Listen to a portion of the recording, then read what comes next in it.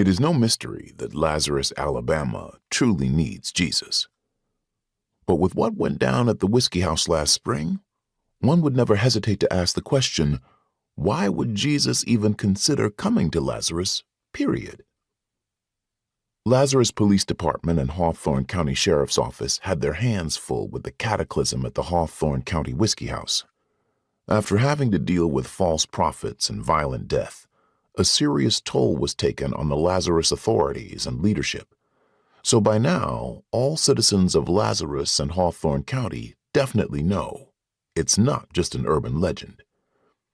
If you choose to enter the Whiskey House, if you should ever come out, then your life will go south.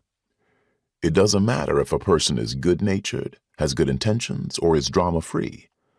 Passage through the Whiskey House produced a magnitude of tainting in the life of every bold soul who braved its interior. The misgivings of Mayor Samuel Justice have proven fatal, as it was he who oversaw the treachery and deceit going on at the Whiskey House. It was he who benefited financially as young men were drawn into that wicked Whiskey House and losing their innocence. Brock's younger brother, Pierre, and Brocklin's aunt, Destiny, were the leading voices for their lost loved ones. The Taylors and Fauntleroys were practically at war with one another, naturally based on what happened to Brock in Brooklyn. Then, somehow, Pierre and Destiny fell in love. Together, they began to do what they could to quell the curse. Meanwhile, after having avoided the impact of all of the tragedy and mayhem, Mayor Justice was finally caught red-handed and arrested. However, would this mean the curse would have officially ended?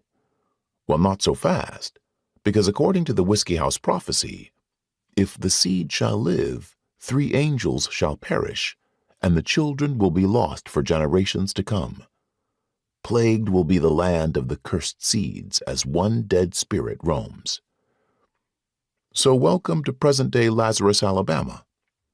Back in the spring, if a person did not get murdered, violated, or incarcerated, they were immensely mentally impacted. Or in some regards, they may have been stricken with some sort of physical ailment. Either way, Lazarus and Hawthorne County have limped into the fall. And with severe budget issues, lack of leadership, and open wounds, one would have to assume that there would be many challenging days ahead for the area. Apparently, most people don't seem to get it. When things happen in Lazarus, they occur at cataclysmic levels. If it seems like a curse, feels like a curse, and impacts like a curse, it's probably a curse. However, in this day and age of viral occurrences, the last thing Lazarus needs is more transgressions running rampant through the city, bearing semblance to that of an incurable virus.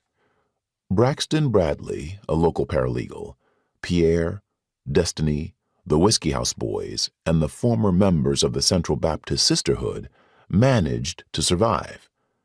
They hold the key to putting an end to the vicious curse that originated in the Whiskey House. But are they too war-torn and perhaps tainted to carry on? Or could Lucy, Black Abe's lone surviving offspring, assist in bringing an end to the curse?